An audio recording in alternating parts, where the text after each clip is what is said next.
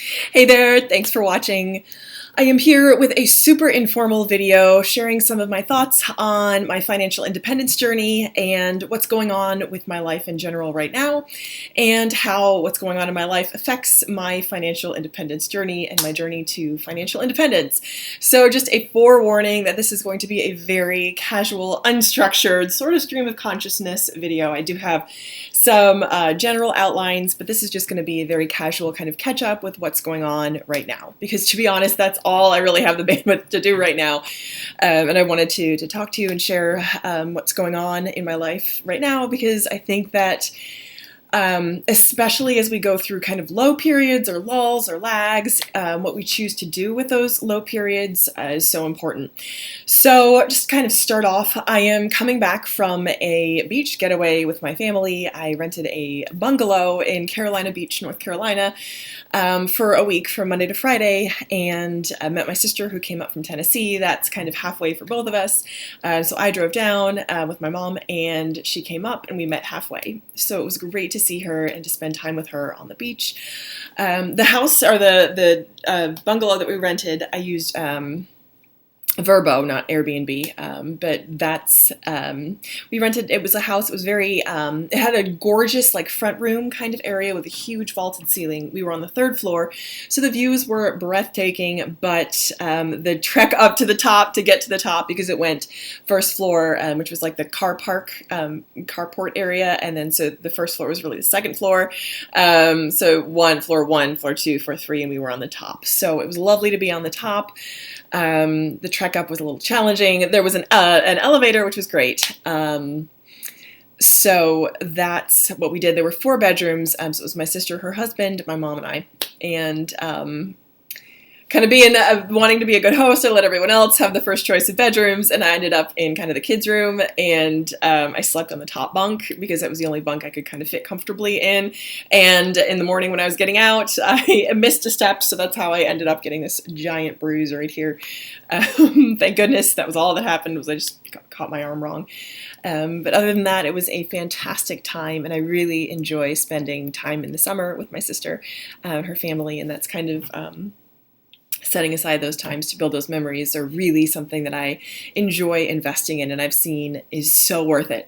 So coming back to my thoughts again on financial independence and how that how financial independence is kind of syncing with my life at present. It's a bit of a challenge, to be honest, because the trip was paid in advance, but there were some unexpected expenses, as there usually are, and I was happy to be able to cover them.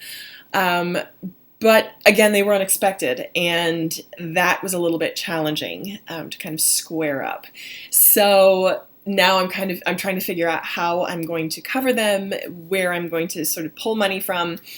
And that part's maybe not the most fun, and realizing that that money's going to come from somewhere, and figuring that out is a little bit of a challenge.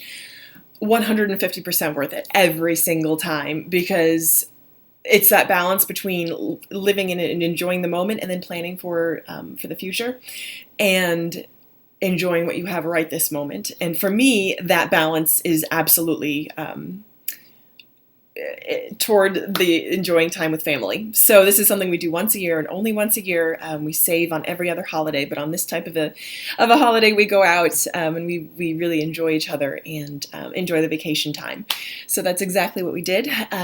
And now that I've been back for about a week, I feel like I am really starting to, I'm working to get back into my, I'm going to call it my, into the normal swing of life. I'm actually looking for my planner because I don't have it down here. I was going to show you what that looks like for me. What does my normal life look like? When I say I'm trying to get back into it, what is that like? So, and again, with this global climate uncertainty and the pandemic that's going on, it looks different than it did last year, than it looked for every year prior to that, before being in this unprecedented time.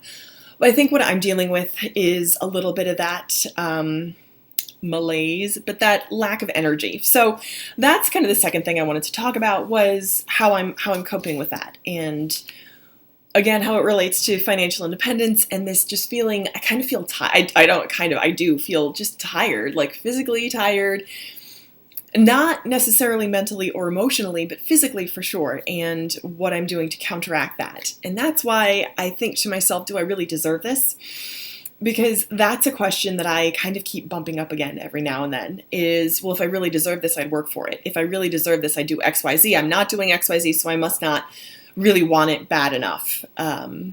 So that is something that I am actively working to combat. And I would say that overcoming that mental block is the number one thing that I'm working on and challenging myself in. That's the number one area that I'm working on.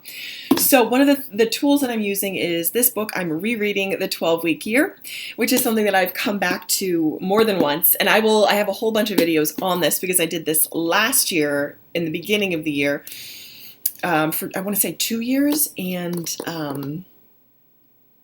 for 2 cycles. So 2 cycles of 12 weeks. So 3 months, which would be probably 6 months. And it was very useful, or probably the end of 2018 into 2019. And I found it to be the number one best book that I've read on productivity. And the idea is you just shorten the life cycle of what you're trying to get done. That way, if you're having continuous feedback, you're able to fail faster, to adjust faster, to recalibrate yourself and your tactics faster. So that's something that I have found very, very helpful. And I know this, so I'm getting back into it. It's taking a little bit of energy to overcome the inertia that I'm feeling from coming back from the vacation, coming back to work, and just dealing with getting back into life. So that is the biggest challenge. And even using this tool, it's challenging for me. And I will tell you the number one way that this challenge manifests is just getting up in the morning. It is so hard for me to get up in the morning. I will go to bed at a normal time. I'll go to bed at like 11:30, turn off my light, be able to sleep soundly, and just won't wake up until right before work. I log in at 9 a.m. And I grew up being just kind of the person that would like wake up right at the last minute. I'll hit the snooze button. I'll sleep into the last minute. And that's my default natural rhythm. The rhythm that I would love to have, that I feel the most productive at, that I've done before and have been successful in doing, is where I wake up at 5 a.m. and I'm exercising and I'm writing, journaling, visualizing, doing my affirmations and that sort of productive routine. And I feel amazing doing that. But it's exhausting. And I find that sometimes by the time I get to work at 9:30, 10, I'm exhausted and I'm ready for a nap.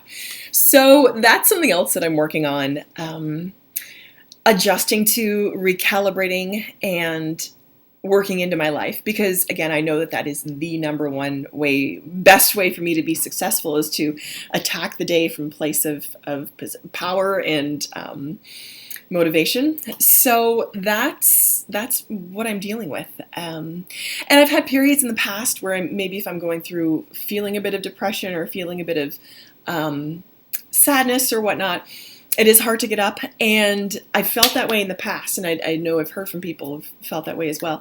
That's not the case right now. For me, I'm really actually excited for life in the future and happy to be living the life that I'm living now.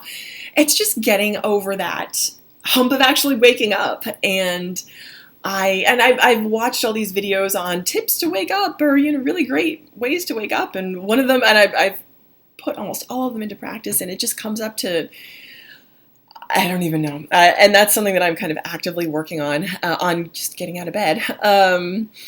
Like I've read the Mel Robbins book, I've read the Hal Elrod book, and I've had strategies, tactics for waking up, maybe having voices playing in the background or listening to talk radio, so you have that, you're hearing voices that help you wake up, which I think is a great tip. I have that working now. It just doesn't really make a difference in whether or not I get out of bed. So I am actively working on some things to get myself moving and up and out that are helpful. So again, stay tuned, more on that to come. This is the book. It is The 12-Week Year by Brian Moran and Michael Lennington. I highly recommend it. If you're looking for strategies and actionable insights to help you maximize your productivity. I'm experiencing what they refer to as productive tension. So it's where you know what you should be doing to achieve your goals, and you know what you're actually doing is not what you should be doing. And they say that people either do one of two things. They either just stop tracking and keeping track of what they're doing and abandon the process entirely, or they use that as a catalyst for change and actually get their act together and start doing what they know they need to do. And that's going to be me. I'm going to do that second, I'm going to use this as a catalyst for change. So that's another thing to mention on the topic of the 12-week year and tracking. Tracking is a huge part of that, and the idea is that you're getting continual feedback so you know where you are in relation to where you want to be and what you need to do, the actual tactical steps you need to take to get you closer to where you want to be. And I have a spreadsheet from Rachel Bastarash-Bogan. And then, again, this topic is on the idea of spreadsheets and productivity, because I have been getting some requests from people asking for my Excel spreadsheet that I mentioned in my daily Excel tracker video, which I will link somewhere, either way, here or up here, because I love using that spreadsheet and people had asked me for it, and I'm happy to share that. So I have an Etsy store, and I'm working on getting that spreadsheet up and listed in the Etsy store. So more to come on that, as well as this 12-week year spreadsheet. So I will probably leave placeholders for those just to remind myself to actually do them. And if you're interested, send me an email. I have been super slow to respond, and I apologize. I know people had been requesting information, and again, I am getting and reading these emails. I'm feeling like my response time is a little bit slow and not what I would like to have it be, so I'm working on that. But I'm working on also getting out those spreadsheets in a way that's shareable, that I can share them. So that is what I've got for you this week, and kind of how I'm using these tools to affect my journey to financial independence, while finding time to enjoy my present life and the people that I have around me right now. So I thank you so much for listening and for sharing this time with me. As always, again, thank you, and I hope you'll keep watching. Bye.